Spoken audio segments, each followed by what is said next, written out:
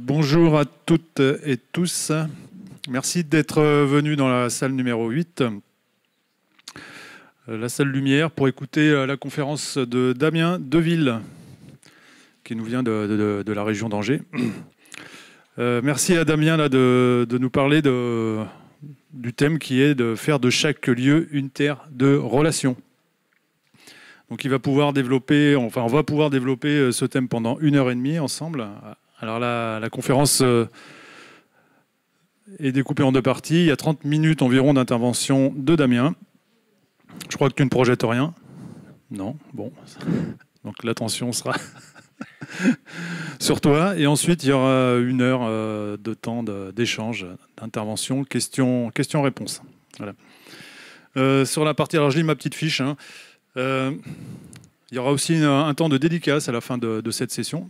Donc Damien dédicacera son livre « L'homme qui arrêta le désert », édité chez Tana Édition, c'est bien ça. Donc la conférence, elle est enregistrée de manière audio, et c'est une question qui m'a été posée tout à l'heure.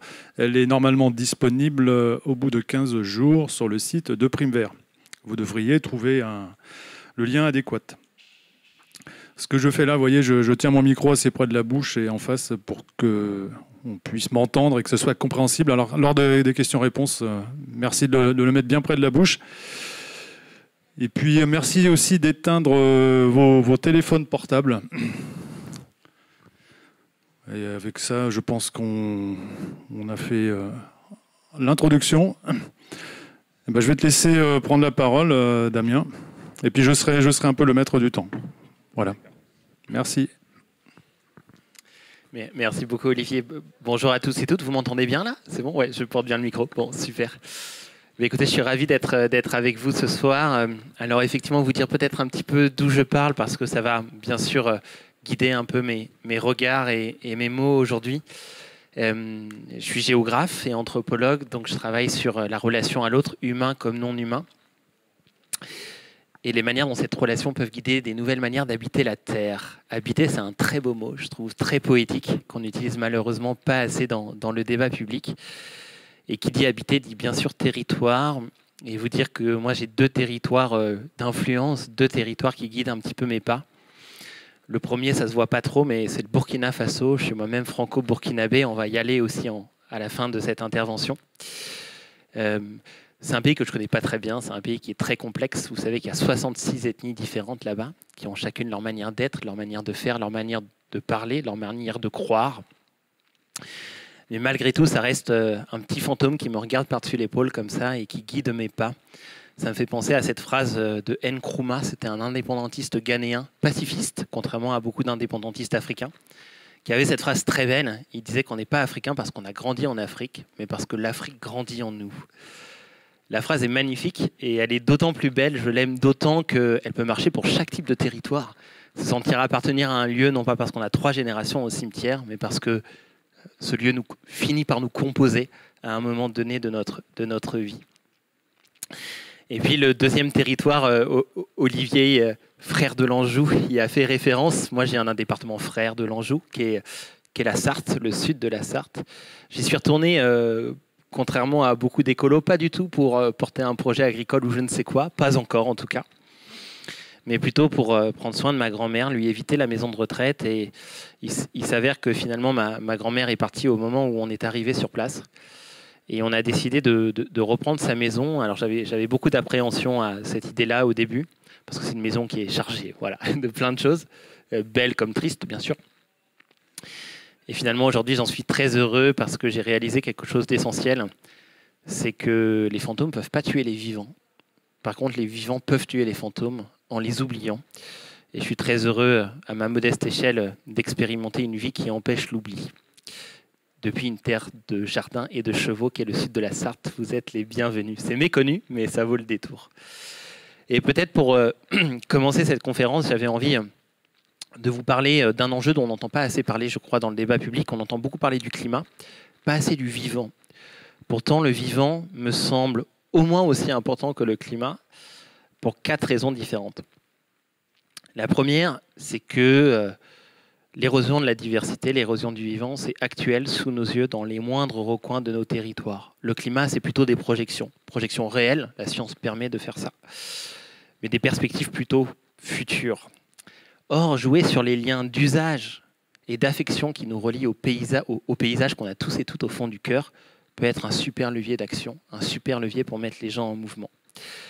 La deuxième raison, c'est que le climat peut s'arranger d'approches techniques pour limiter les émissions de gaz à effet de serre, là où le vivant demande de réfléchir intrinsèquement à des nouvelles manières d'habiter la Terre, comme je disais tout à l'heure. C'est plus performatif, si vous voulez, de s'intéresser au vivant qu'au climat. La troisième raison, c'est que les seuls puits de carbone qu'on connaît aujourd'hui, c'est les grandes forêts, c'est les tourbières et c'est les océans. Sauver le vivant égale sauver le climat. L'inverse n'est pas forcément vrai. Et puis la quatrième raison, elle va peut-être vous sembler un petit peu perchée, mais elle est importante de citer, c'est que nos sociétés sont toujours le produit d'une pensée et d'une histoire liée à cette pensée.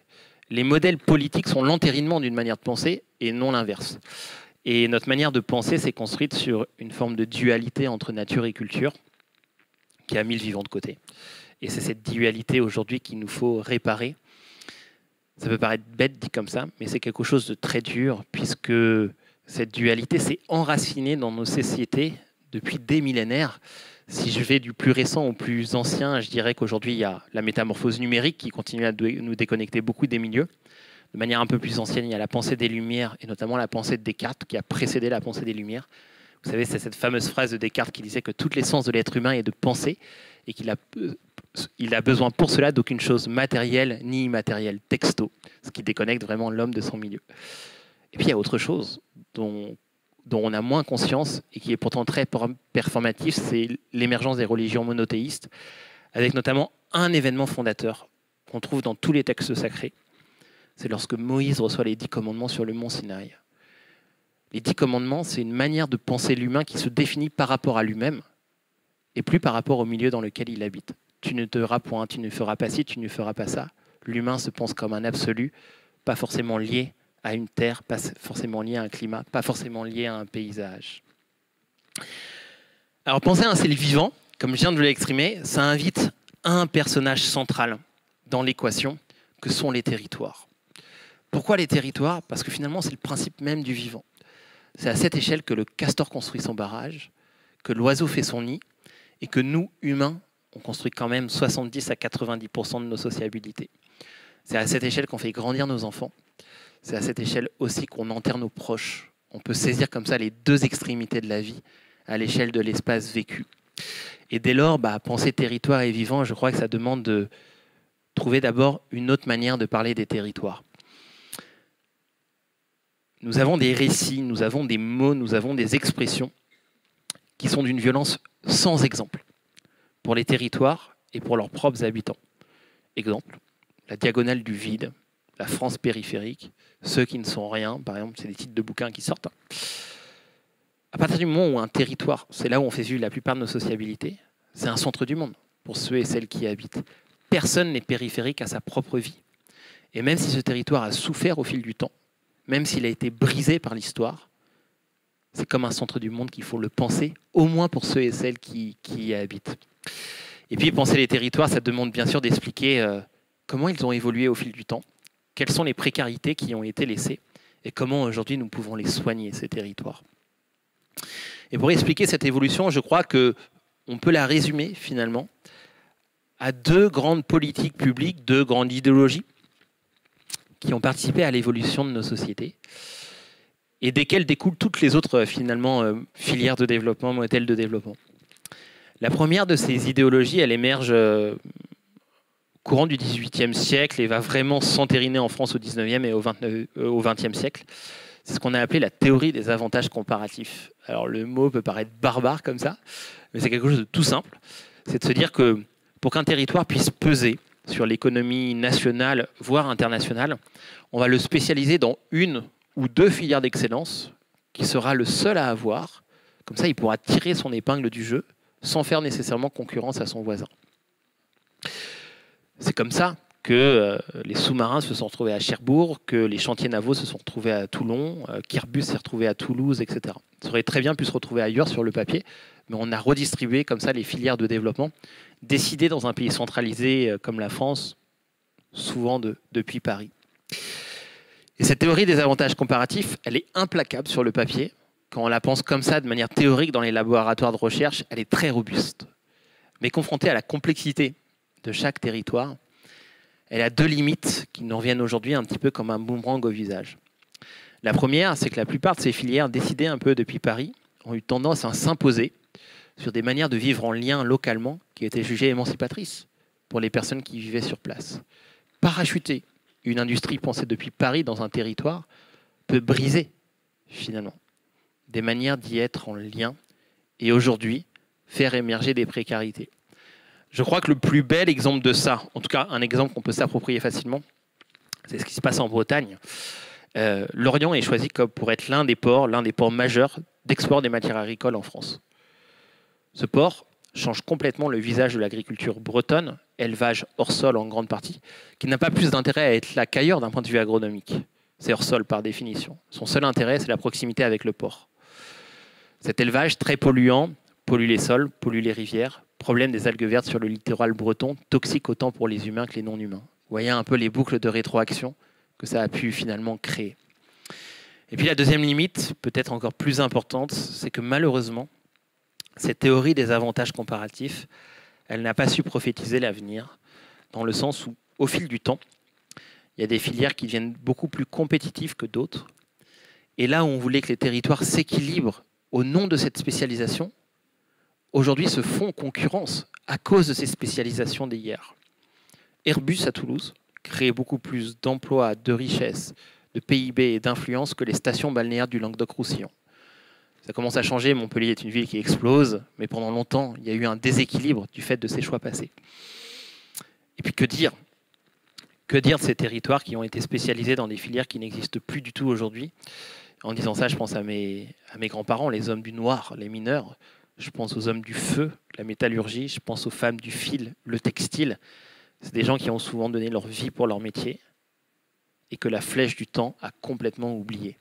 Aujourd'hui, Alès, Saint-Étienne, le Grand Est de la France, c'est des territoires où il y a des indicateurs de précarité très fortes parce que ces territoires étaient trop dépendants d'une ou deux filières par le passé. Vous voyez à quel point, à travers ces avantages comparatifs, l'uniformité d'un modèle économique et précarité sont toujours les deux temps d'un même processus, quoi. La deuxième trajectoire d'uniformisation des territoires, elle émerge à la sortie de la Seconde Guerre mondiale et va vraiment prendre ses lettres de noblesse à partir des années 90. C'est toujours le cas aujourd'hui. C'est la métropolisation. Lyon en est un parfait exemple. La métropolisation des territoires. Parce que ce qui caractérise la métropole, il faut bien l'avoir en tête, ce n'est pas seulement une ville qui s'agrandit sur elle-même en termes de population. C'est la capacité qu'a une ville à redessiner toutes les filières d'un territoire à partir de son propre centre, en concentrant les opportunités, les services et les imaginaires. Les opportunités et les services, parce que c'est là où il y a les grandes universités, c'est là où il y a les grandes démarches administratives, c'est là où est le pouvoir aussi politique et entrepreneurial. Et puis les services, ça on s'en rend pas compte parce que il y a un chiffre qui existe qui fait un petit peu froid dans le dos, je trouve. C'est que en France, il y a à peu près 16 métropoles aujourd'hui. Et bon, ça dépend où on les arrête, ces métropoles. Ça fait débat dans le milieu de la géographie, mais dans une hypothèse haute, ces métropoles concernent 40% de la population française. Et pourtant, ces mêmes métropoles concernent également 86% de la création d'emplois chaque année. Alors bien sûr, les gens qui travaillent dans ces métropoles ne sont pas forcément des habitants de ces métropoles. Il y a des mouvements pendulaires très importants, le télétravail les renforce, mais ça montre à quel point les opportunités se concentrent dans des endroits au détriment d'autres, quoi. Et puis je vous parlais des imaginaires, ça on ne s'en rend pas compte, mais on parle beaucoup de l'urbanisation des espaces. Vous savez, on ne parle pas assez d'une autre forme d'urbanisation que je crois beaucoup plus performative, qu'est l'urbanisation des esprits. Dans le sens où aujourd'hui, on a beau vivre à la campagne, on a beau vivre dans une ville petite et moyenne, on a le regard tourné vers la grande ville. Parce qu'on juge que c'est là où se déroule l'émancipation, le progrès, une carrière professionnelle réussie. Et d'ailleurs, il suffit d'aller au cinéma pour s'en rendre compte, notamment le cinéma un peu dans les grandes salles, vous savez, les salles qui attirent le plus de public. Tous les films, y compris dans le cinéma d'auteur, se passent dans des milieux urbains. Et comme la France reste un pays très centralisé, la plupart des films se passent à Paris ou dans sa proche banlieue. Ça peut paraître anecdotique dit comme ça, mais qu'est-ce que ça crée? Ça crée une non-représentativité culturelle et démocratique de ce qui compose pourtant les 3/4 du pays. Quand on met la diversité dans la fabrique des imaginaires, quand on permet, par exemple, si je reprends la métaphore du cinéma, aux spectateurs de choisir entre un film qui se passe à Nevers, un film qui se passe à Paris, un film qui se passe à Brest, qu'est-ce qu'on crée? Une capacité à s'approprier plusieurs possibles.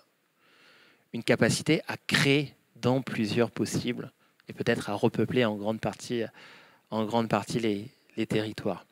Vous voyez ce qui nous demande d'être déconstruit pour essayer d'emmener humain et non humain, si j'ose dire, dans un seul et même horizon. Alors la question c'est comment on peut faire à partir du moment où uniformité et précarité sont les deux temps d'un même processus. La manière de contourner cette uniformité, c'est tout simplement de recultiver la relation à l'autre. Parce que 1 + 1, en anthropologie, en géographie, ça n'a jamais fait 2. Si je prends un exemple très concret, un humain plus un chien, par exemple, ça ne fait pas 2. L'amitié rajoute un 3. Les souvenirs rajoutent un 4. Ça crée du temps lorsqu'on aménage son emploi du temps, ou qu'on devrait en tout cas aménager son emploi du temps pour passer du temps avec l'autre. Ça crée de l'espace lorsqu'on modifie son jardin, son appartement, sa maison, pour pouvoir accueillir l'altérité. Bref, ça crée un monde de relations qui est propre à ces deux individus. Ça crée de l'altérité. Imaginez dès lors ce qu'il est possible de faire à l'échelle des territoires avec une multitude d'humains d'un côté et une multitude de non-humains de l'autre. À partir du moment où on réussit à se reconnecter. Réussir à se reconnecter, c'est pas simple, hein, parce que tout dans nos modèles de société, dans nos modèles culturels, participe à cette déconnexion avec notre territoire. Vivre en Auvergne, par exemple, c'est vivre littéralement à l'ombre des volcans. Quel Auvergnat, quelle Auvergnate aujourd'hui a des connaissances en vulcanologie? Ça se compte sur les doigts d'une main, puisque c'est plus enseigné à l'école, dans les écoles auvergnates. Chez moi, par exemple, dans le sud de la Sarthe, c'est magnifique, mais c'est rattrapé par un immense démon. C'est sur la route pour aller sur les ports d'export, à commencer par la Bretagne. Des nationales coupent des villages, des magnifiques villages, dans ce qui était avant le cœur de village. Des poids lourds nuit et jour passent sur ces nationales, quoi. On voit à quel point dans les modèles d'aménagement du territoire, on a détruit le lien en fait. On a détruit la capacité à se connecter à notre commune et à tisser du lien avec nos propres voisins. Dieu merci, il y en a qui arrivent à aller à contresens de ce modèle. Et pour ça, j'avais envie de vous raconter une histoire qui existe réellement. Cette histoire prend scène chez moi, au Burkina Faso, et notamment au nord du pays, dans la région du Yatenga. On est très proche du Grand Sahara. On traverse la frontière et on entre dans le grand désert malien, dans des dunes de sable. Et là-bas, il y a un homme qui, par son abnégation, est devenu prix Nobel de l'alternative en 2018. Il s'appelle Yacouba Sawadogo. Et son histoire commence dans les années 80, lorsque son village est rattrapé par le désert. Des vents chauds venus du proche Sahara entraînent une sécheresse très longue et une période de soudure interminable. Vous savez, cette période de soudure, c'est la période où l'alimentation finit par manquer, au point que les 3/4 des familles ont choisi de quitter le village pour aller chercher dans les grandes villes les espoirs d'une vie meilleure. Yacouba, lui, a fait chemin inverse. Il est resté sur place. Et il s'est mis à planter des arbres. Ce qui est non moins passionnant dans son histoire, c'est qu'il n'a pas planté des arbres n'importe comment. Il a planté des arbres en réconciliant 3 types de savoirs, des savoirs qui pétrissent, qui influencent son territoire depuis plusieurs siècles maintenant. Les premiers savoirs avec lesquels il a composé, c'est des savoirs traditionnels, puisque Yacouba est issu d'une grande lignée familiale, les Sawadogo, donc son nom de famille, qui était connu pour ramener dans l'empire Mossi l'appui lorsque cette dernière se faisait trop attendre par des secrets, par des mots dont eux seuls connaissent les tenants et les aboutissants.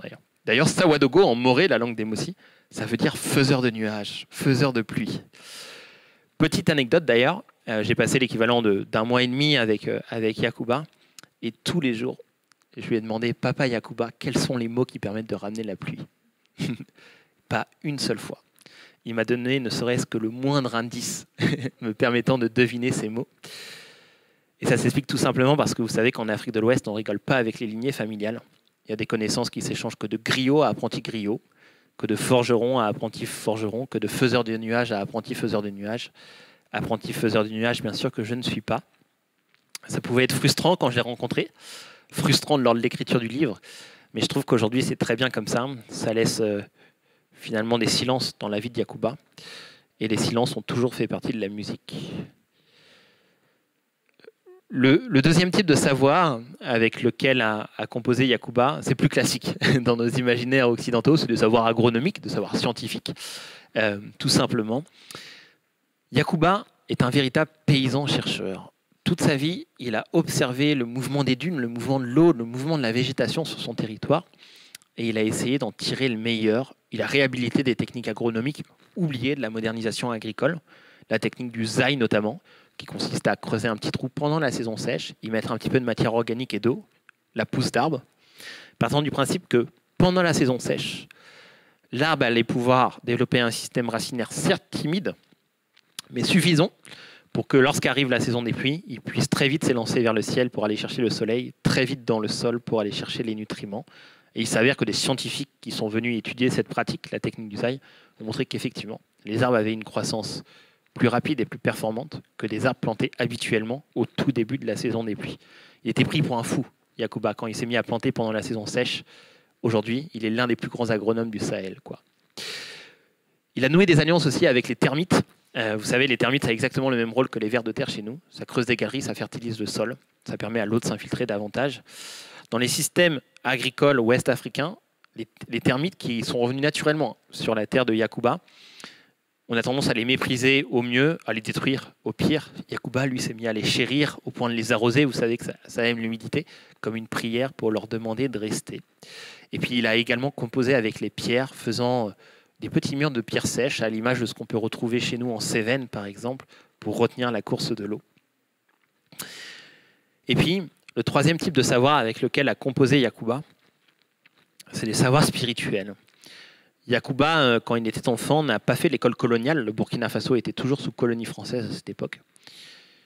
Ses parents l'ont envoyé à l'école coranique et il pratique toujours les chemins de l'islam, au point que d'ailleurs, il s'était mis d'abord à planter des céréales, et c'est un cheikh, vous savez, les figures influentes de l'islam en Afrique de l'Ouest, qui lui aurait conseillé de planter des arbres en disant cette phrase, je vous la livre texto, en tout cas c'est comme ça que Yacouba me l'a transmise.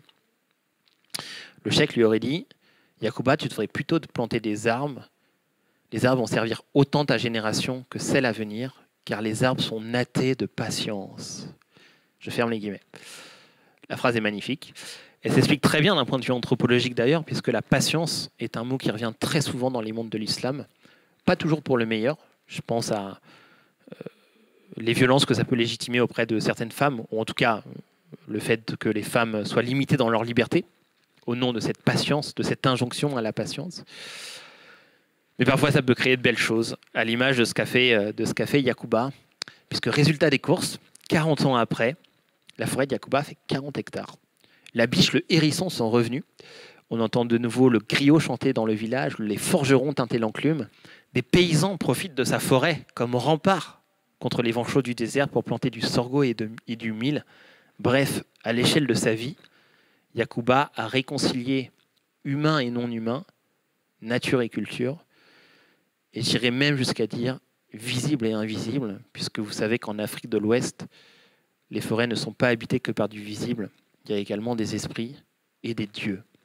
Il y a une expression en Afrique de l'Ouest qui dit que les dieux ne sont pas dans le ciel, ils sont couchés dans l'herbe. C'est des croyances animistes, tout simplement. Qu'est-ce qu'on peut tirer de l'expérience de Yacouba pour faire le lien avec ce que je disais au début de mon intervention, avec la manière de penser nos territoires également chez nous, en Occident, en France? Il y aurait plein de choses à tirer de l'expérience de Yacouba. Nous, c'est ce qu'on aime faire en géographie, c'est vous savez, vous nous intéresser à un tout petit lieu dans sa singularité, puis ensuite dézoomer et voir comment chaque lieu ruisselle d'un fragment d'universel quelque part. J'en tirerai peut-être deux, moi, qui me touchent particulièrement dans l'œuvre de Yacouba. La première, c'est que, vous savez, on évolue dans un moment historique où il y a une injonction au mouvement. Une carrière professionnelle réussie, une vie réussie, c'est une vie en étant toujours entre deux trains, toujours entre deux avions. Et j'avoue en être moi-même la caricature de ce mode de vie. Yacouba, à contrario, toute sa vie est resté dans son village de naissance. Et pourtant, ça ne lui a pas empêché de comprendre le monde. Ça ne lui a pas empêché de lire le monde, au point qu'il est devenu l'un des pionniers de l'écologie made in Mama Africa, quoi. Je fais un petit parallèle avec la France. Pardonnez-moi, j'ai parlé de moi, mais c'est arrivé au moment où le livre est sorti. Du coup, ça m'a permis de faire le parallèle. J'ai perdu l'une de mes tantes trop tôt, comme c'est souvent le cas dans les familles de mineurs, dans les familles héritées de la mine. Et c'est marrant parce que bon, on est bien sûr descendu pour ses obsèques à Saint-Étienne, pas très loin d'ici. Et c'est marrant parce que le dernier appartement dans lequel elle vivait était à 10 km de sa maison de naissance. Et pendant une grande partie de sa vie, elle a vécu dans un appartement depuis lequel elle voyait la maison de Coron dans laquelle elle avait grandi, dans laquelle ma maman avait grandi du coup. Et c'est vrai que dans ces milieux populaires, il est relativement commun de mourir proche de là où on est né finalement. Et ça, pour moi, c'est pas du tout un modèle d'échec. Si je prends le cas de Yacouba, si je prends le cas de ma tante, vieillir sur le toit de là où on a grandi ne peut pas être une vie non réussie. Pourtant, on méprise ces modes de vie. Yacouba montre que pour penser la résilience, on a besoin autant de gens qui font de la fixité une œuvre que de gens qui bougent. D'ailleurs, pour pouvoir bouger, on a besoin de gens qui restent dans les territoires pour faire vœu d'hospitalité quelque part. Ça me fait penser à cette belle phrase de Simone Veil, la philosophe, pas la ministre. Les deux valent le coup, mais là c'est une phrase de la philosophe qui disait que l'enracinement est le besoin le plus méconnu de l'âme. Et puis le deuxième enseignement que propose Yacouba, c'est que vous savez, dans les mondes de l'écologie, on a tendance à penser que pour sauver le vivant, il faut abandonner certains territoires pour que la nature reprenne ses droits. Si Yacouba était parti comme tout le monde dans les années 80, le désert aurait cassé la porte et aurait continué vers le village voisin. C'est parce qu'il est resté, tout en changeant bien sûr complètement sa manière d'habiter le village, qu'il a sauvé le vivant, qu'il a même amélioré le territoire, vu qu'il y a plus de biodiversité aujourd'hui dans son village qu'il y en avait avant la sécheresse des années 80. Je fais un parallèle avec la France. Les Cévennes, territoire où j'ai fait ma thèse de doctorat, patrimoine mondial de l'UNESCO, la biodiversité s'écroule parce que les châtaigneraies ne sont plus entretenues. La biodiversité des Cévennes s'écroule parce que les Cévennes ne sont plus habitées. Saignées comme elles ont été par les différents exodes ruraux qui ont composé la France. À mon sens, la vraie question entrepreneuriale, citoyenne, scientifique même, c'est pas tellement de savoir dans quel territoire on peut habiter, dans quel territoire on ne peut pas habiter. C'est plutôt de se dire comment vivre dans chaque territoire pour en respecter les grands équilibres écosystémiques, voire pour améliorer ce territoire. Et poser la question ainsi nous percute, nous bouscule en France.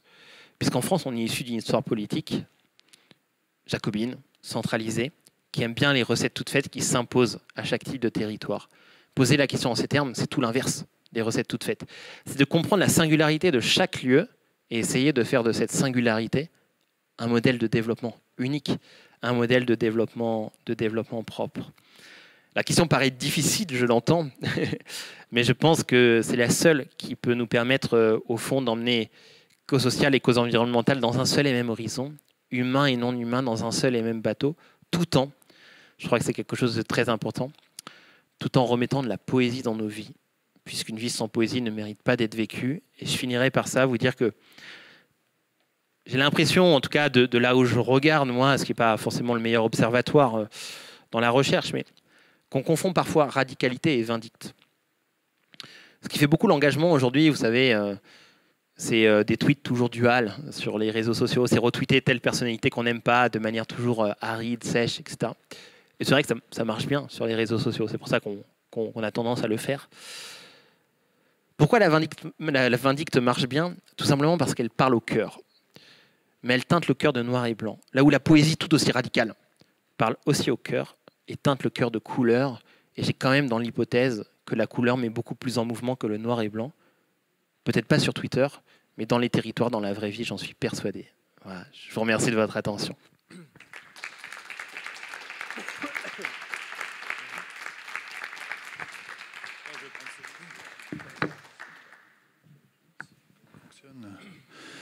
Merci Damien pour ton intervention très riche et poétique, effectivement.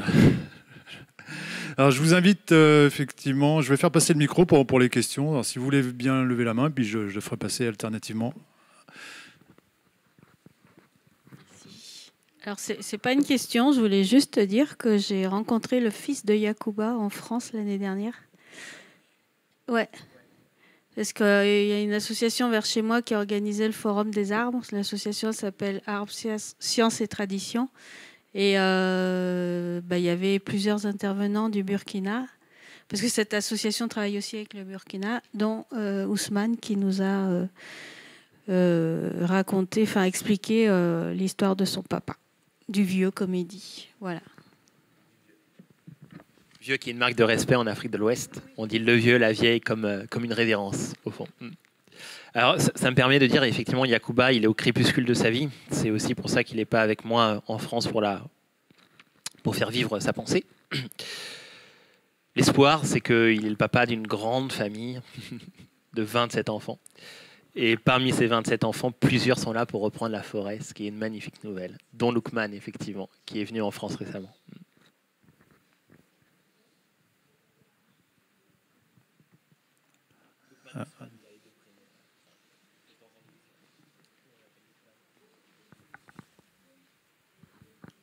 Bonjour, je viens de finir mes études d'anthropologie. Et donc le fait que vous soyez anthropologue et que vous parliez de culture et de liens sociaux m'intéresse beaucoup. Et moi, aujourd'hui, je m'intéresse à comment utiliser mes bagages, dans différents domaines d'ailleurs, parce qu'il n'y a pas que l'anthropologie, pour stimuler le lien social dans différents territoires, et notamment dans les espaces ruraux. Je voulais vous demander, vous, comment est-ce que vous réfléchissez à comment utiliser justement cette science qui reste malgré tout dans les universités et dans les livres pour créer un changement, parce que l'anthropologue, c'est le seul qui connaît réellement ce qui se passe culturellement, pourquoi on a du lien dans certains endroits et pas dans d'autres, par exemple. Donc, pour moi, l'anthropologue serait parfait en fait pour mener des projets de restructuration, de dynamisation. Voilà. Merci. Merci beaucoup pour votre question. C'est un beau hommage au métier d'anthropologue, mais merci pour ça. En fait, je pense que ce qu'apporte l'anthropologie et la géographie culturelle que je pratique, pour tout vous dire, moi j'ai bac plus 6 en anthropologie, mais j'ai un doctorat en géographie culturelle. La géographie culturelle est ceci très proche de l'anthropologie. Elle s'intéresse aux différentes manières d'habiter les territoires, donc elle est très proche de l'anthropologie. D'ailleurs, les premiers penseurs de la géographie culturelle étaient eux-mêmes anthropologues. Je pense à Élisée Reclus lui-même, voilà, qui est le père de la géographie culturelle. Pourquoi ces deux disciplines vont bien ensemble? Parce que l'anthropologie pense la relation à l'autre et la géographie permet de la faire atterrir à l'échelle des territoires, dans des projets un peu plus concrets, dans des démarches un petit peu plus concrètes. C'est pour ça que j'aime pratiquer au fond les deux disciplines. Qu'est-ce qu'apportent les anthropologues? Alors, ouais, je rêverais que les anthropologues s'engagent davantage. Moi, je fais partie de cela. Je ne vous cache pas qu'on se prend des coups dans les milieux de la recherche. Donc, ça demande aussi de faire évoluer les mentalités au sein des laboratoires eux-mêmes. Ça, c'est la première chose, pour que les anthropologues s'engagent plus. Je pense qu'ils peuvent apporter, les anthropologues, et en disant ça, je pense au magnifique travail de Philippe Descola, un fondateur de la nouvelle génération d'anthropologues dont on fait partie, là, tous les jeunes. C'est de montrer que résilience, écologie, créativité économique, même pour ceux qui ont un peu plus la fibre entrepreneuriale, naissent de l'altérité toujours. Retrouver le goût de l'autre, c'est la seule épopée qui devrait nous unir, quoi. Voilà. L'autre humain comme non humain, d'une certaine manière. Et retrouver ce goût de l'autre invite bien sûr à aller à la rencontre de ce qu'il y a de lointain, mais redécouvrir l'altérité qui est proche de chez nous est aussi une belle quête, quoi. Et les anthropologues, les géographes permettent de mettre en lecture tout ça. Vous savez, dans les milieux de l'écologie, on a aussi tendance malheureusement à valoriser que l'extraordinaire de forme.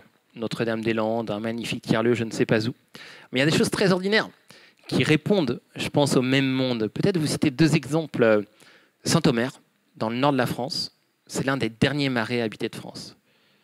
Là-bas, le facteur livre toujours du courrier en barque dans certains endroits du Marais. Et si vous voulez, il ne met pas simplement un bout de papier dans les boîtes aux lettres. Il met toutes les couleurs du Marais, dans le sens où il est l'un des agents qui conditionne le fait qu'on puisse continuer à vivre le Marais demain, quoi. À entretenir les canaux, qui sont également des lieux de nidification pour les oiseaux, à créer du lien social. Et puis valoriser le facteur, ça dit des choses politiques aussi.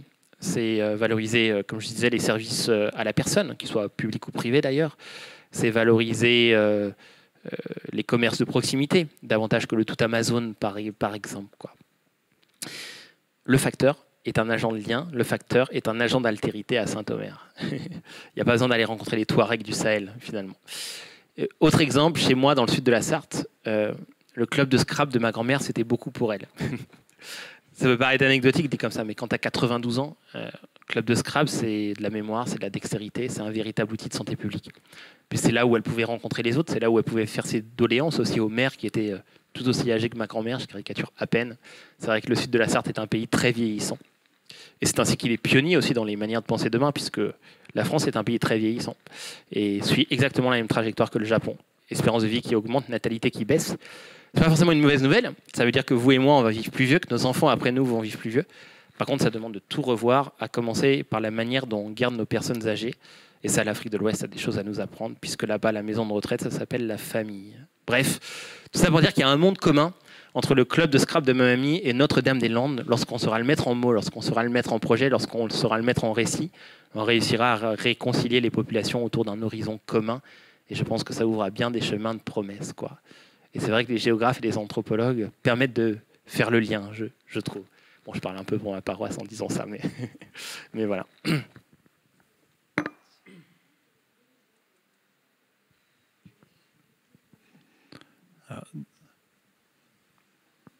J'arrive.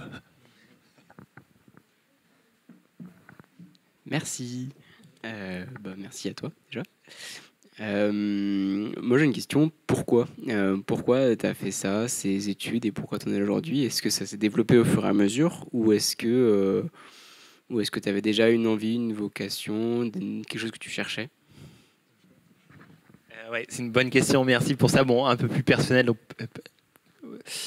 Comment le dire sans trop parler de moi, c'est toujours un peu compliqué, mais non, mais dire que j'étais très branché écologie scientifique. Moi, au début, j'imaginais ma vie aller protéger les grands éléphants, je ne sais pas où, ou les grands tigres. D'où vient ce goût du non-humain? Peut-être une enfance, voilà, à la campagne.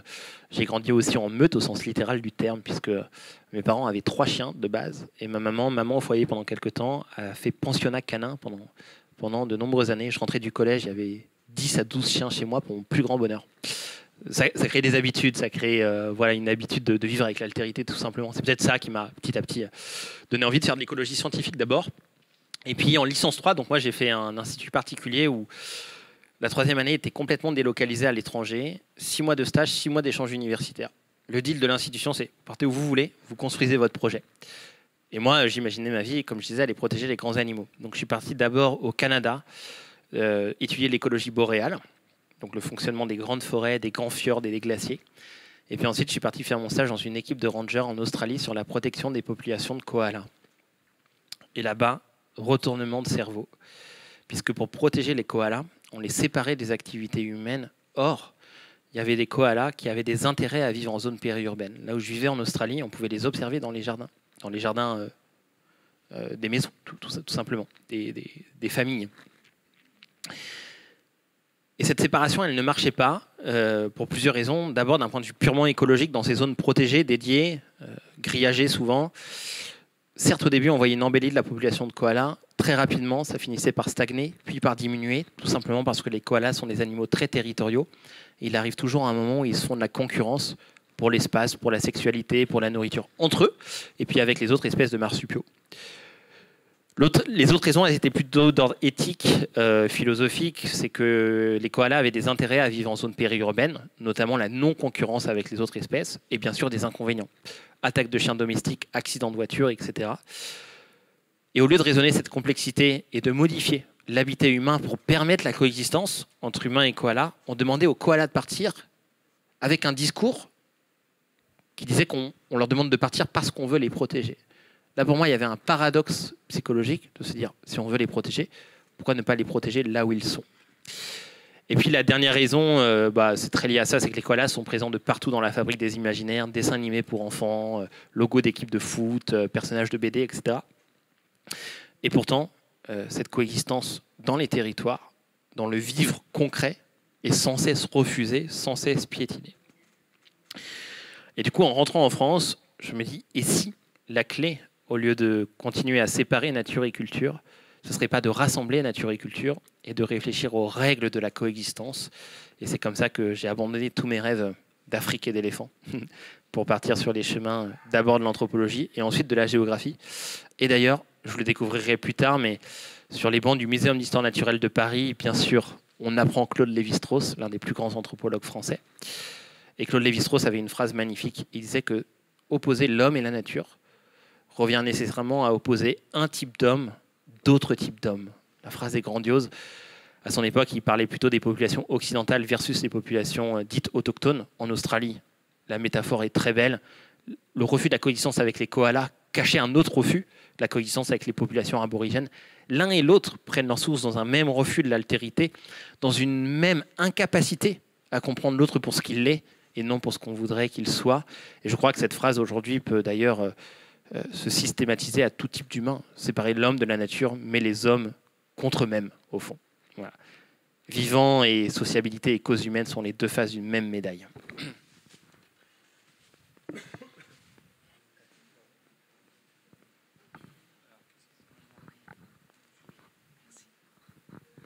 Bonjour.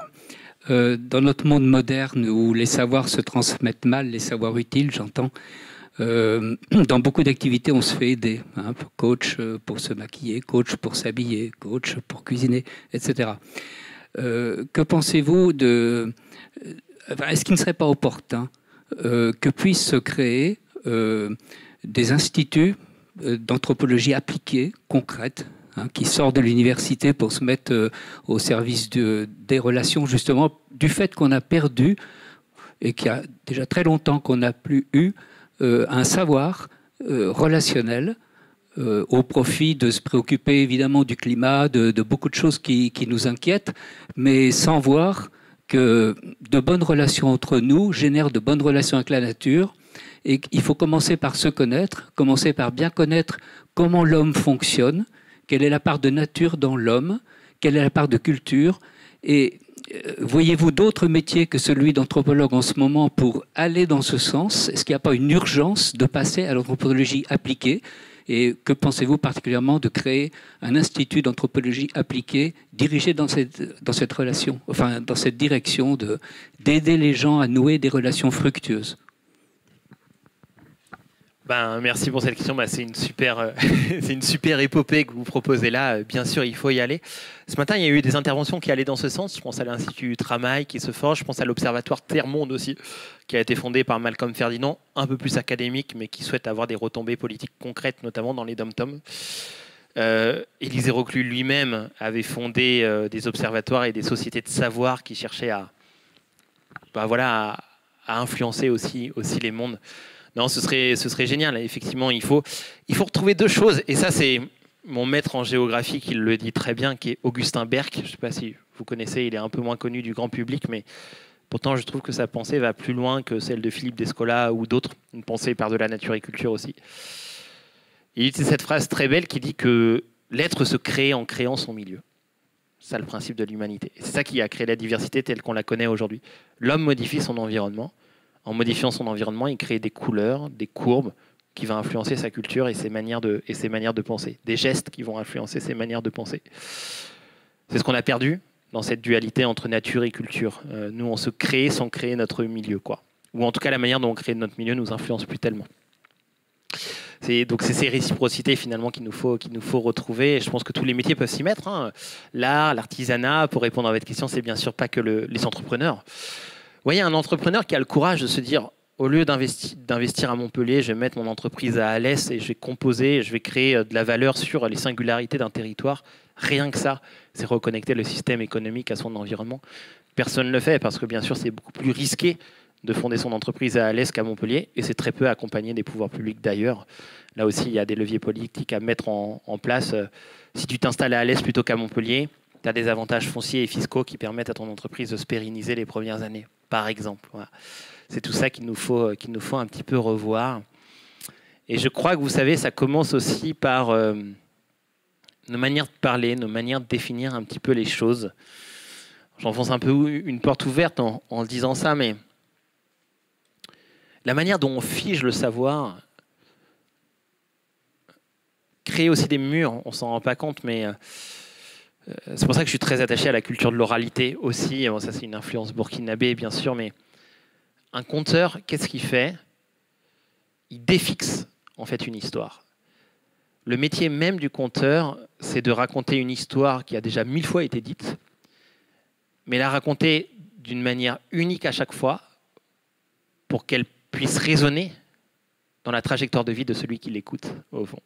Contrairement à un livre qui fixe le savoir, l'oralité permet de défixer les choses pour créer du lien, quoi, pour se reconnecter à l'autre, humain comme non humain.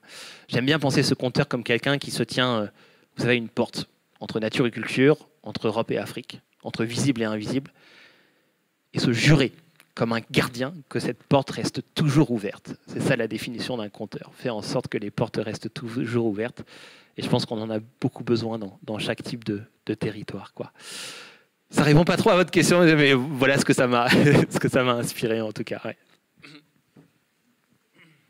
Bonjour. Moi, je suis touchée par votre intervention parce que je suis sensible aussi à cette question de lien avec le territoire. Et pour répondre à la question du monsieur d'avant, en tout cas, c'est une partie de réponse. Moi, je suis thérapeute en constellation familiale. Je ne sais pas si vous connaissez, mais c'est une approche qui est héritée de la spiritualité zoulou et qui a été mixée avec des approches psychothérapeutiques occidentales. Et en fait, c'est vraiment l'idée de se relier à ses racines, donc de la même manière qu'on appartient à un territoire, on appartient à une lignée. Et en fait, il y a peu de temps, je me suis dit, mais est-ce qu'il n'existe pas des constellations qui incluent aussi les non-humains, en fait, et en fait, si ça existe, ça vient des États-Unis. Ça s'appelle les constellations écosystémiques. Et du coup, moi, je suis hyper contente d'avoir découvert ça parce que ça va me permettre de proposer des accompagnements qui visent à se reconnecter, donc non seulement à nos racines humaines, mais aussi à tout notre écosystème et à se replacer dans un peu une autre perspective. Et je trouve que c'est un travail passionnant et très important, enfin, qui résonne beaucoup avec votre intervention, quoi.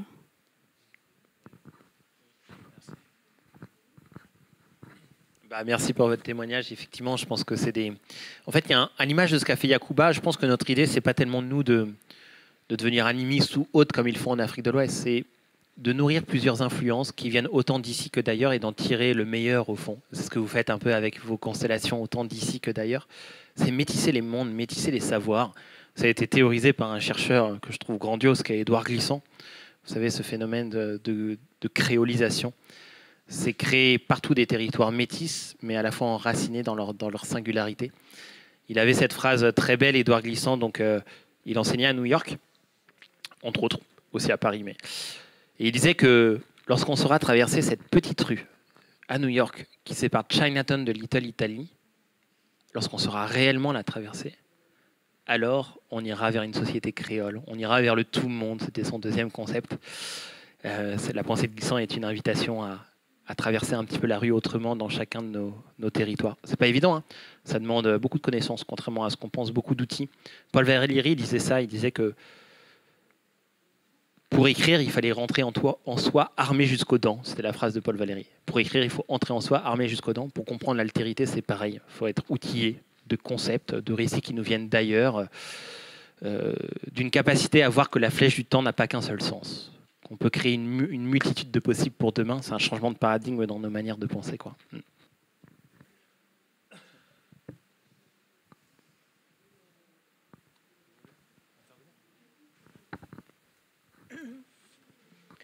Je ne sais pas tout à fait comment formuler cette précision. Pardon. Je ne sais pas comment formuler tout à fait ma question et ma demande de précision. Je trouve que nature et culture, ça s'oppose, ça ne s'unit pas, et qu'il manque un tiers. Et le tiers, je l'amènerai comme lien, comme dynamisme, mais je suis assez mal à l'aise avec une dichotomie de ce type-là.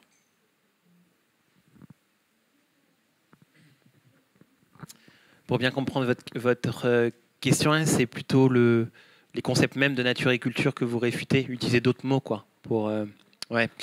Effectivement, je les utilise par usage, mais Descola propose d'utiliser les termes d'humain et de non-humain davantage, ce qui est une autre forme de dualité d'ailleurs. Mais nous, en géographie et en anthropologie, ce qu'on aime faire, c'est que effectivement, chaque être vivant, qu'il soit humain ou non humain, est composé à la fois de ce qu'on a pu appeler nature et de ce qu'on a pu appeler culture. Chez les animaux aussi, il y a des manières de faire sociabilité et de faire transmission, par exemple, ce qu'on appelle le cimetière des éléphants, l'endroit où vont se recueillir les grandes matriarches sur les reliques des aînés au point de changer leur grand couloir de migration. Il y en a au Burkina Faso des cimetières des éléphants. C'est une pratique sociale qui est propre à la communauté non humaine que sont les éléphants. Notre idée, je pense que l'idée, c'est pas tellement de savoir est-ce qu'ils pensent comme nous, les éléphants. Sûrement, on ne le saura jamais. Je pense que l'étape d'après, c'est de se dire tant pis, on ne saura jamais vraiment mettre des mots parce qu'on n'est pas dans leur tête sur ce qui fait culture chez le non-humain. Ce qui compte, c'est leur reconnaître une manière de faire territoire. C'est ce que nous avons en commun. Humains et non-humains habitent des lieux et font territoire dans le sens où ils modifient le lieu dans lequel ils habitent. Un castor modifie les rivières et les cours d'eau en construisant ses barrages et ses huttes. Un arbre crée un microclimat à ses pieds qui est propice à des espèces, propice à d'autres. Nous sommes tous des êtres relationnels et nous influençons la vie des autres. Du coup, ce qu'on aime faire en géographie, c'est reconnaître justement les manières de faire territoire de chacun et construire en fonction de ça ce qu'on appelle les agencements. On utilise plutôt ce terme. Des agencements positifs, voilà, qui sont émancipatrices pour toutes les diversités qui composent un territoire. J'entends que c'est théorique dit comme ça, mais Yacouba Sawadoko, je trouvais un bel exemple d'un agencement réussi entre nature et culture, humain et non humain, entre êtres vivants et non vivants, puisque les fantômes sont de la partie, comme vous avez pu le comprendre.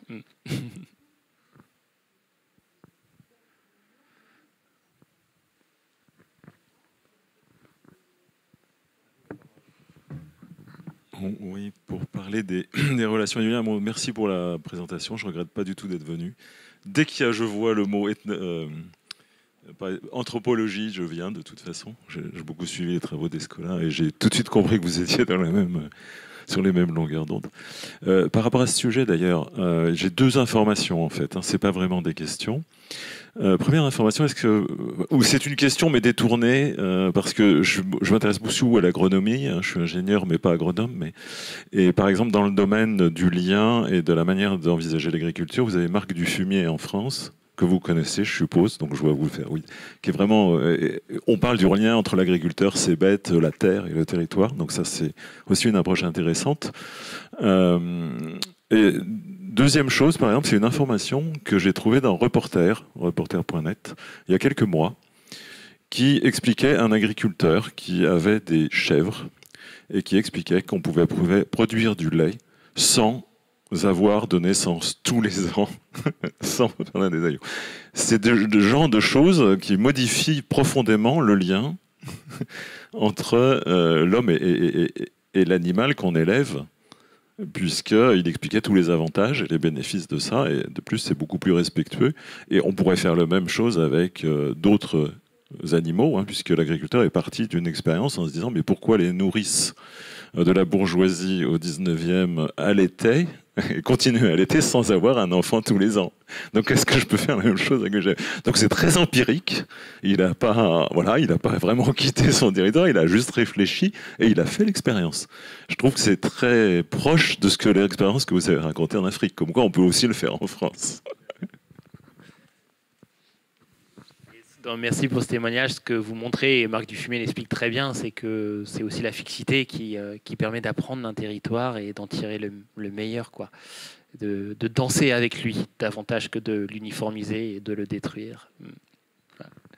Je ne connais pas trop les modèles agricoles, pardonnez-moi, sur les techniques concrètes agricoles, mais ça répond à cette pensée de la relation, bien sûr.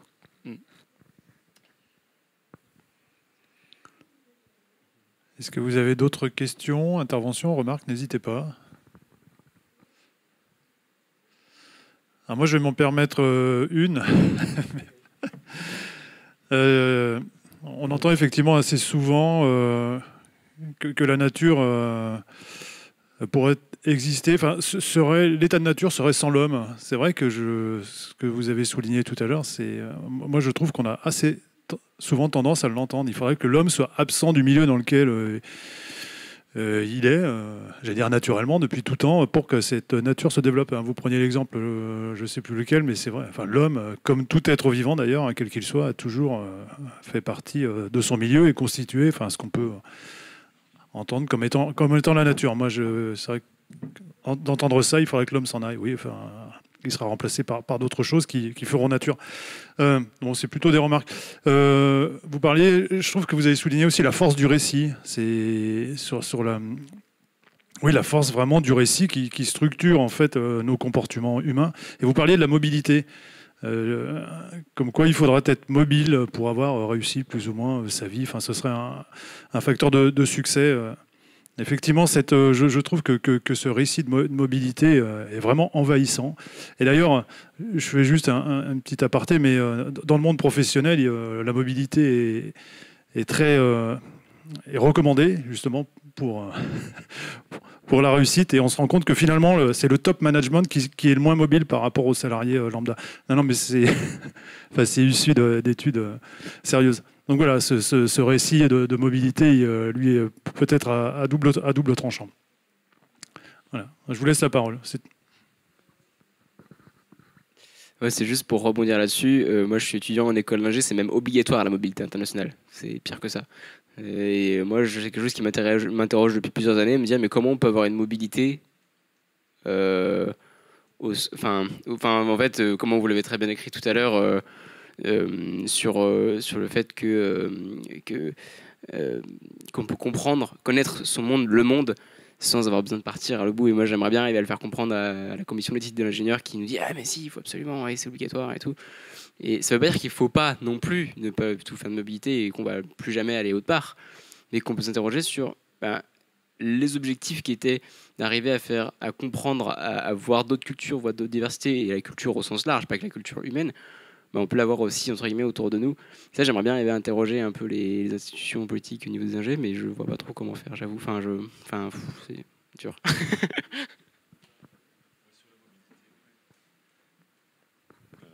Ouais, sur la mobilité, en fait, je pense que c'est ce qu'on veut nous faire croire, c'est que la mobilité c'est un avantage. Mais moi j'ai navigué pas mal en France. Mes enfants sont loin de chez moi. C'est pas par plaisir qu'on l'a fait. C'est parce que y a des contraintes, on ne trouve pas d'emploi, il n'y a pas de bassin, etc. Donc, et la mobilité, effectivement, ce que vous disiez,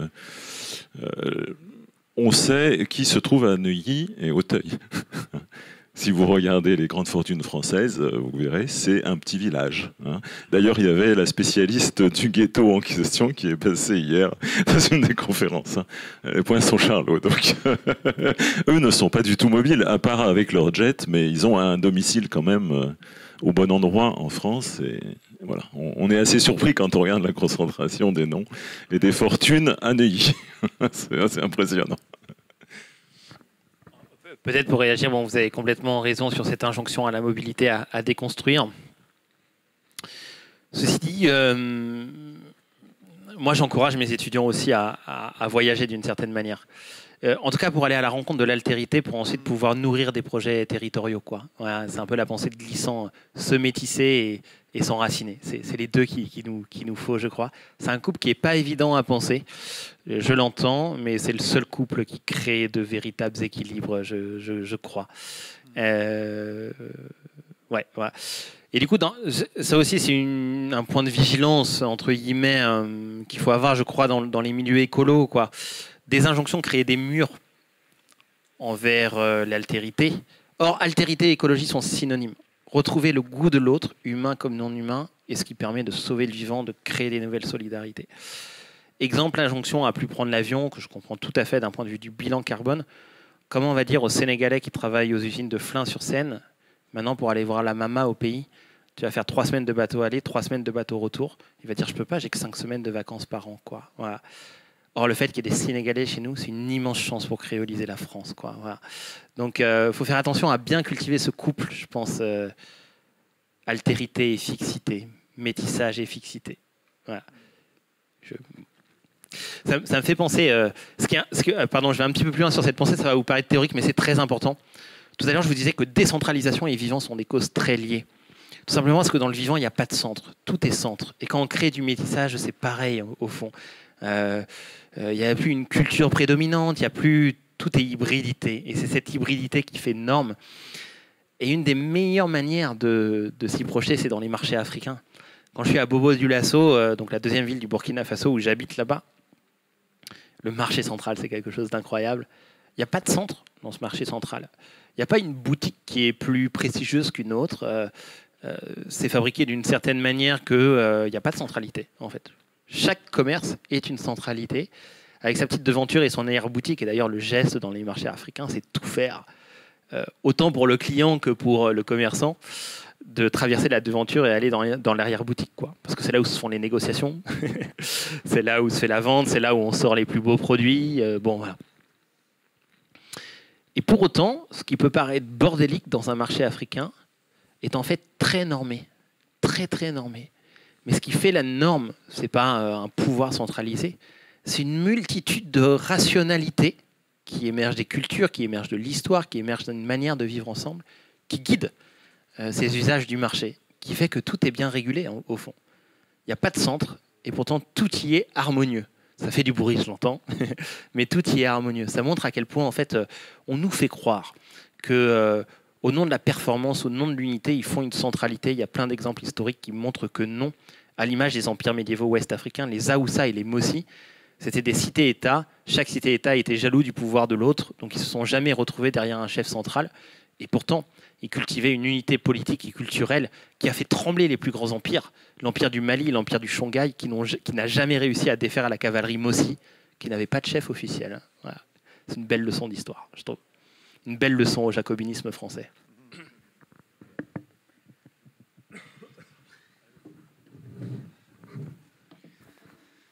Tout ce qui a été dit un peu là sur voilà, où les injonctions et la création des murs, etc. J'ai l'impression qu'en fait, de manière générale, avec le recul, du coup c'est peut-être pas de manière générale, mais les politiques, ce qu'on retrouve dans les institutions, des choses qui viennent poser des textes, des normes, etc., viennent souvent décomplexifier le réel. C'est-à-dire que, si je reprends l'exemple de tout à l'heure sur la mobilité obligatoire, et que tu disais que tu avais tous tes étudiants à voyager pour aller à la rencontre de l'altérité, mais je pense qu'à la base, c'était ça l'objectif. Pour les ingénieurs, d'obliger ça, c'était à la base, on sort de ce qu'on demande, on dit ok, on voudrait que les ingénieurs puissent voir autre chose, justement, aillent à la rencontre de l'altérité, ou voient d'autres raisons, d'autres manières de penser, d'autres manières de voir les choses. Et je trouve ça super riche.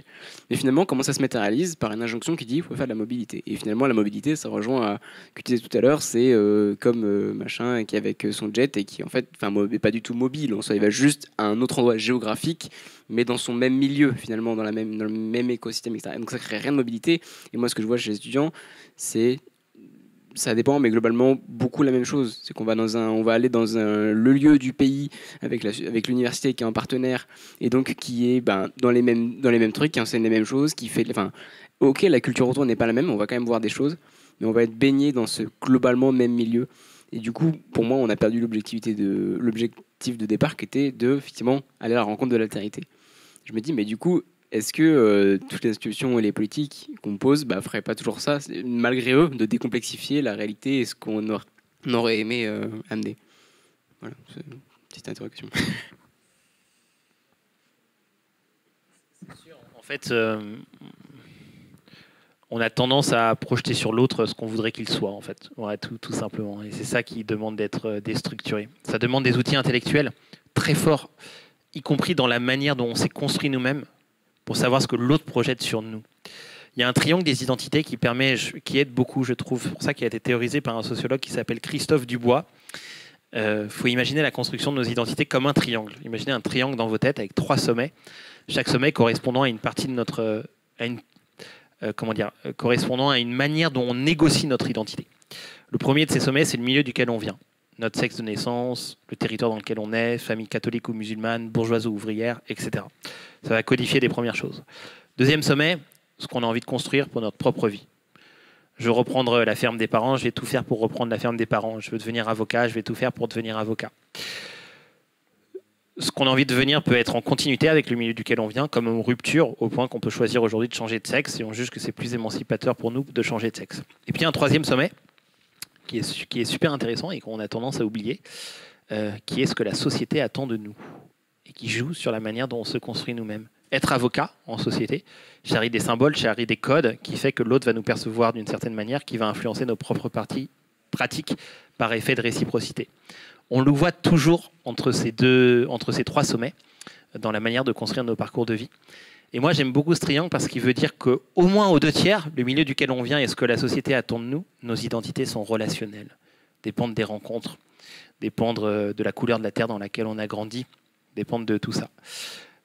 Alors, pardonnez-moi, ça va vous paraître théorique ce que je vais dire, mais c'est important que je vous le dise.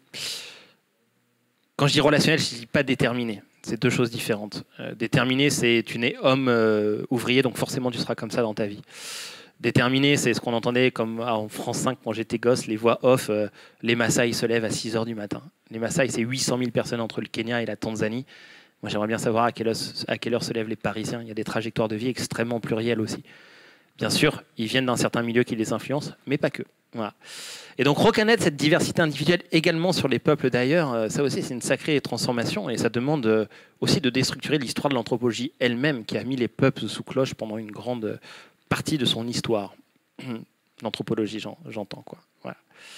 Voilà tout ce que ça demande comme outil intellectuel de rencontrer l'altérité, quoi. Donc c'est loin d'être un projet acquis et ça demande beaucoup de matière politique, entrepreneuriale, citoyenne et éducative.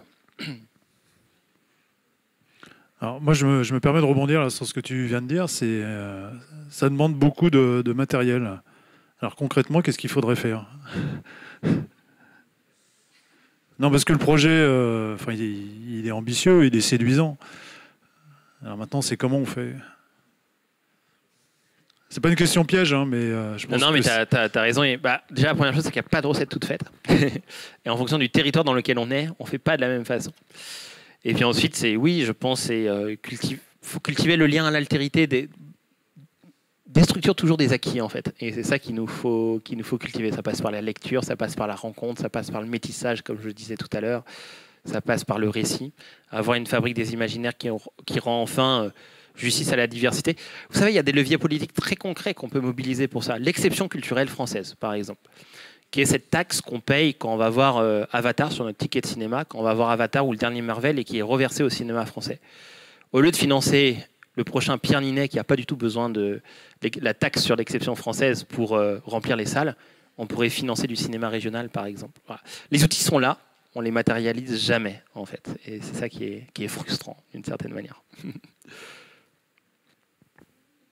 Mais c'est une bonne question, ce que tu dis, oui, j'ai pas les réponses. Moi, je dis souvent à mes étudiants... deux choses, alors bon, ça va vous paraître frustrant, pardonnez-moi, mais c'est un peu la philosophie dans laquelle je suis quand j'interviens. Je leur dis deux choses. Si vous sortez de ma salle en vous posant plus de questions que lorsque vous y êtes rentré, j'aurais réussi mon premier pari. Ça veut dire que j'aurais bouleversé des acquis dans vos têtes, quoi.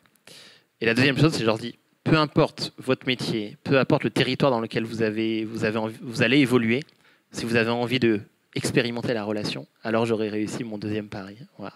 Donc qu'est-ce qu'il faut faire? Vous posez plus de questions et essayer de cultiver la relation dans les territoires dans lesquels vous êtes en train de vivre, quoi. Vous êtes en train d'évoluer.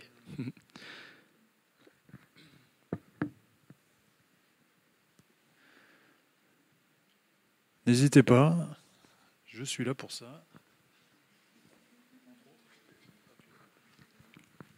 Bonjour. Tout à l'heure, on parlait des différents métiers qui pouvaient intervenir justement pour relier. Moi, je suis psychologue et du coup, je m'intéresse beaucoup à l'éco-psychologie. Et en ce moment, je regardais justement Massi Johanna, je ne sais pas si vous la connaissez. Donc justement, pour tout ce qui est le travail qui relie, tous ces aspects-là. Et je trouve que ça peut être intéressant aussi de... Alors moi, j'ai fait une première partie en anthropologie dans mes études. Et j'ai beaucoup de mal à relier les deux. Les deux concepts, j'entends. Oui. Je trouve que c'est intéressant votre question. Parce que on a tendance à vraiment séparer les deux disciplines, ce qui est dommage. Oui.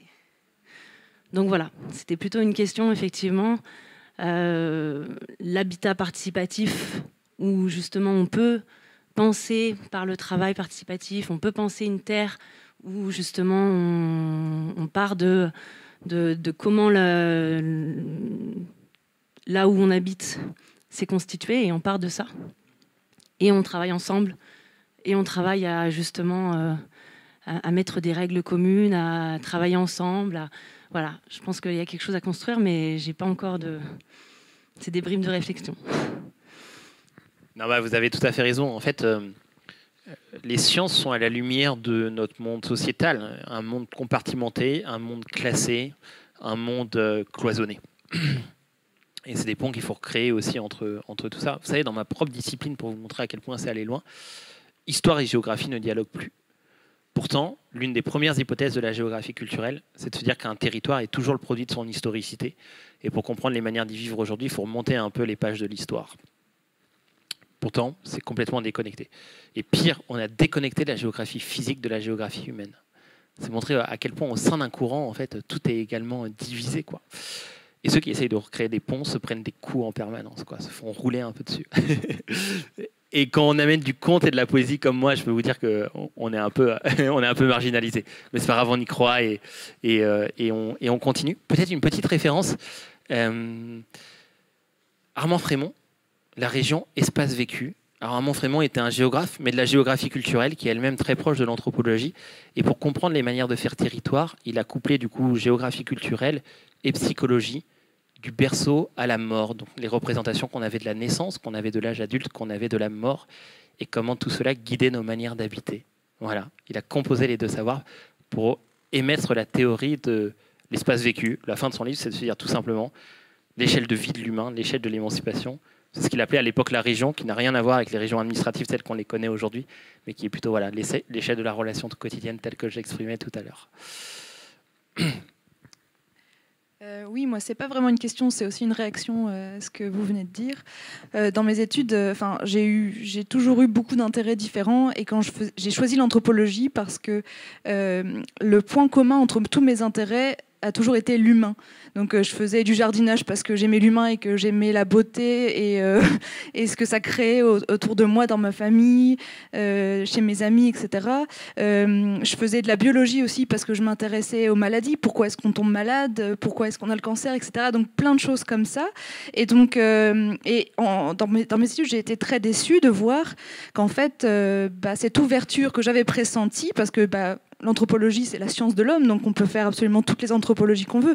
On peut faire une anthropologie de la médecine, une anthropologie de politique, religieuse. Donc j'étais aux anges. Et après, je me suis rendu compte que c'était un peu de la poudre aux yeux, parce que quand je parlais de biologie avec mes professeurs d'anthropologie et de comment on pouvait relier les deux, c'était parler à un mur, absolument.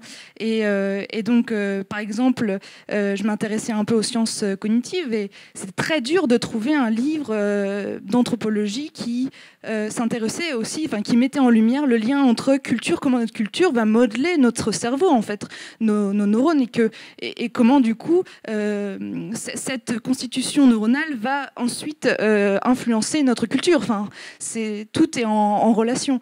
Donc je pense qu'aujourd'hui on est obligé de sortir des chemins battus, et je pense notamment à l'Institut Godin dans le nord de la France, qui s'intéresse à l'innovation sociale avec différentes disciplines. Il y a des psychologues, il y a des sociologues, il y a des anthropologues, il y a des historiens qui travaillent ensemble pour accompagner des porteurs de projets, des institutions, pour créer de l'innovation, pour trouver des solutions innovantes à des problèmes pratiques et qui ont besoin de ce regard anthropologique, psychologique, etc., etc.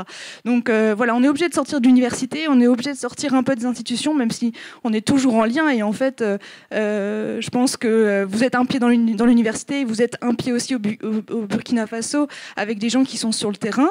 Donc c'est à nous de recréer du réseau par d'autres moyens. Et c'est ce que moi je vais faire dans ma vie, dans la suite de ma vie. Donc je vous encourage à le faire aussi, et à m'accompagner, moi et d'autres aussi. Voilà.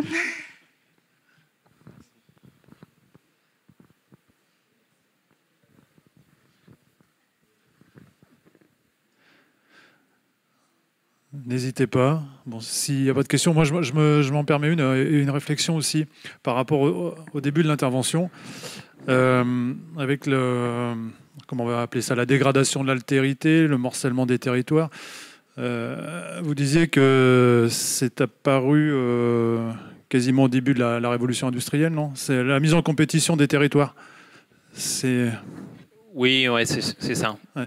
Alors, la question 18e, 19e. Ouais. Voilà, oui. La question qui me venait, c'est est-ce que nous ne nous sommes pas trop enrichis, la société, même individuellement, au point de ne plus avoir besoin de l'autre?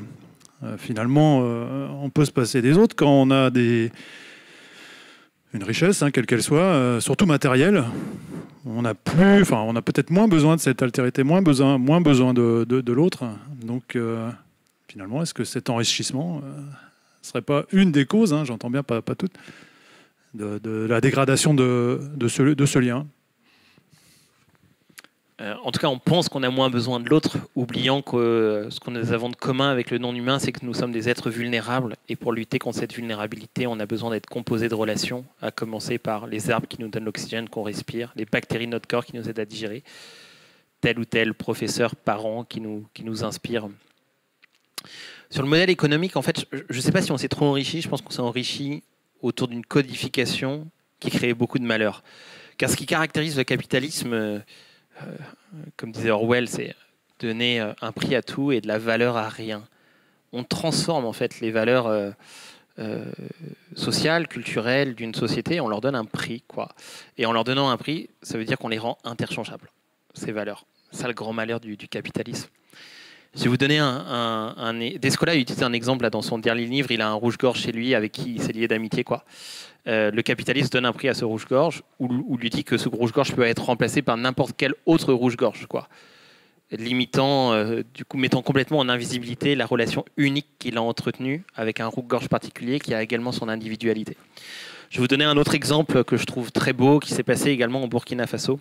À Gorom Gorom, c'est l'une des villes capitales des Peuls et des Touaregs, les hommes bleus, les hommes du désert. Peuple historiquement nomade et peuple d'élevage, de bœufs et de vaches. Vous savez, il y a un adage chez les Peuls qui dit qu'un Peul sans troupeau, c'est comme un prince sans couronne. Voilà. Et là-bas, à Gorom Gorom, s'impose sur les marchés locaux un lait industriel en poudre venu des Pays-Bas, qui coûte beaucoup moins cher à produire au litre aux Pays-Bas, car très mécanisé, que le lait très patiemment à la main par les populations Peuls et Touaregs. L'histoire aurait pu s'arrêter là, comme c'est souvent le cas. C'est-à-dire que ce lait industriel aurait pu s'imposer complètement sur les filières locales et les paysans Peuls s'orienter vers d'autres types de métiers. Mais c'était sans compter sur la fierté des Peuls et des Touaregs, au sens positif du terme. Pour ceux qui les ont déjà rencontrés, c'est des peuples fiers de leur propre héritage. Ça se voit d'ailleurs avec ce qui se passe actuellement au Burkina. Les Touaregs ne se laissent pas faire. Les Peuls, c'est pareil. Ils se sont mis à manifester, ces Peuls et ces Touaregs, contre l'entrée de ce lait. Et ce qui était beau, c'est que dans les messages de revendication, ils ne s'opposaient pas simplement à l'entrée d'un lait de mauvaise qualité dans leur territoire. Ils s'opposaient à toutes les relations que mettait en péril ce lait, à savoir les relations culturelles et les arts de la table, à savoir les relations qui les unissent aux vivants, puisque pour savoir élever des vaches aux portes du Sahara, ça demande de très bien connaître les cycles de l'eau, les cycles des sables, les cycles de la végétation, de la germination et des arts du grenier. Ça demande de connaître tout ça. Des liens qui les unissent également envers leurs ancêtres, puisque pour savoir élever des vaches dans un milieu très aride, ça demande des connaissances qui dépassent de très loin une seule vie humaine. Bref, ce qui mettait en résistance, c'était la singularité de leur monde face à l'uniformité du nôtre, quoi. C'est ce qu'a créé le capitalisme, finalement. Le capitalisme est un impérialisme. Voilà. Et en uniformisant, il crée nombre de précarités, comme on a pu le voir aussi à travers des exemples français. D'où l'importance de redonner de la valeur d'usage et de la valeur d'affection à nombre d'échanges. C'est en soi contrer le capitalisme, contrer la nature même du capitalisme.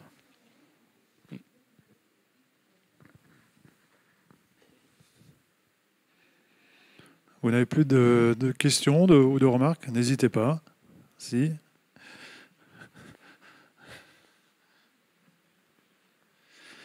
Allez, il nous reste 5 bonnes minutes. Bonjour, alors moi pour le coup je suis écologue en fait au Muséum national d'histoire naturelle, donc je travaille au Jardin des plantes à Paris. Et effectivement, et je prends des cours d'anthropologie.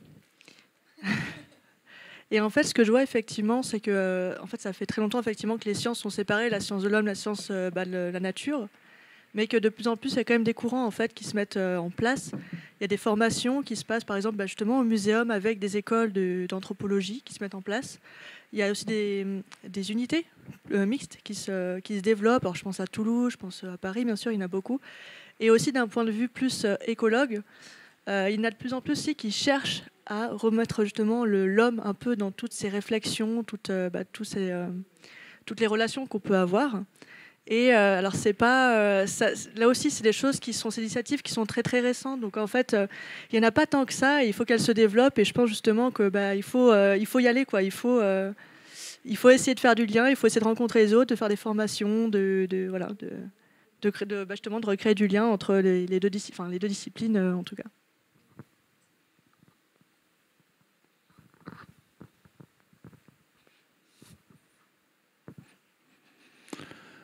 N'hésitez pas.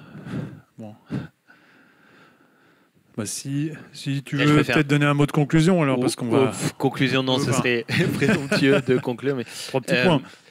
Peut-être dire quelque chose dont je ne vous ai pas parlé encore, c'est le Japon, et ça fait résonance à la manière dont on peut métisser les savoirs.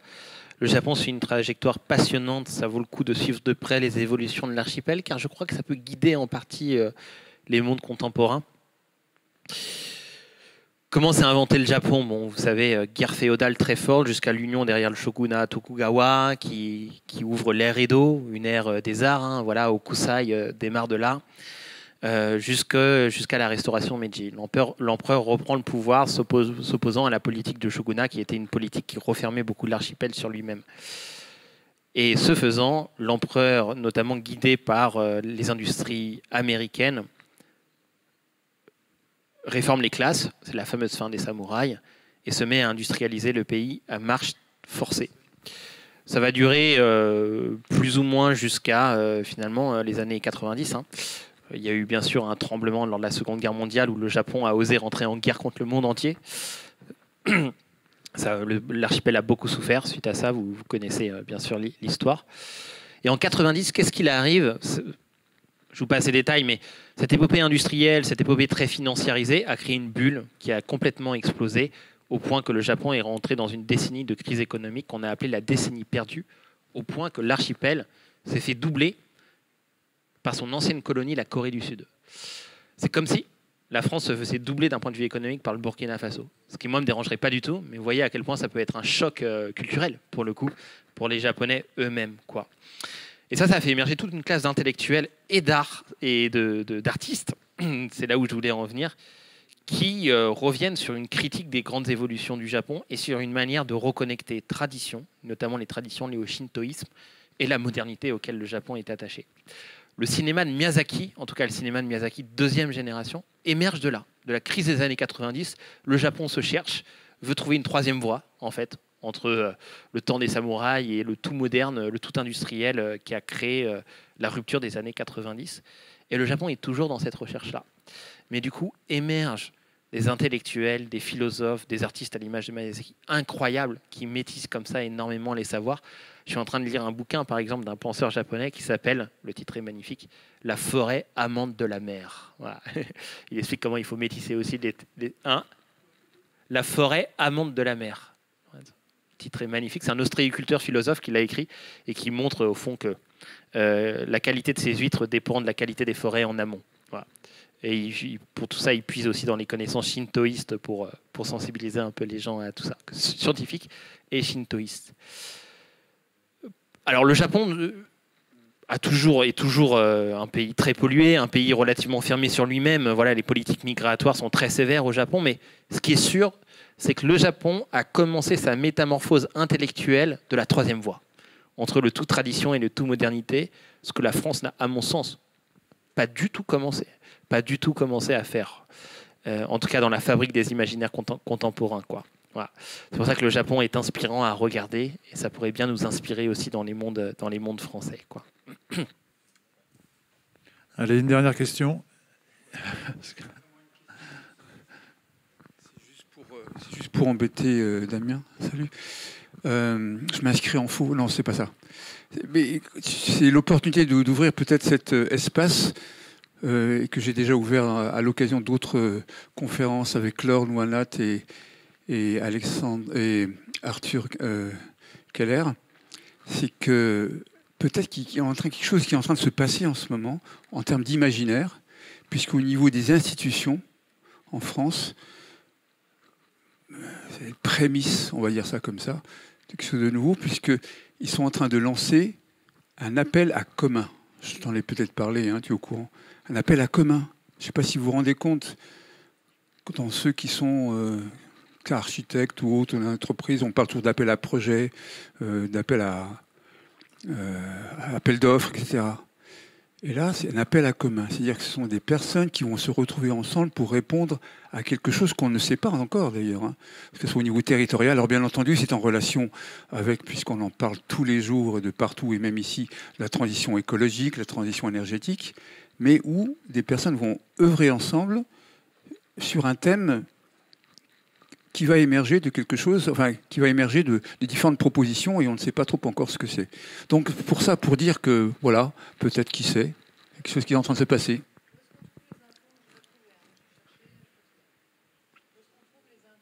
Ah, vraiment, hein, ah oui, parce que tu étais là donc, dans les dernières réunions. Appel à commun, ADEME, hein, vraiment aussi. Tout à l'heure, il y a quelqu'un qui m'a posé la question, qui est venu vers moi. J'ai fait appel à commun ADEME 2023. Sur les moteurs de recherche. Sinon, tu viens me voir. Hein, voilà. Oui, sinon, vous venez me voir. Bon, oui, merci Lorenzo, tu as tout à fait raison. Il y a plein de choses qui évoluent. Ce que je voulais dire, c'est que le Japon, ça a pris une étape où tout le monde s'y intéresse. Les films Miyazaki, quand ils sortent au cinéma, sont vus par des millions et des millions de personnes, quoi. Donc il y a une bascule en termes d'imaginaire qui est très forte. Ce qui ne débouche pas toujours sur des propositions politiques, hein, mais le Japon a commencé à se chercher, quoi. À un stade où j'aimerais voir la France et où je l'attends toujours quand même. Voilà. Ben, merci Damien.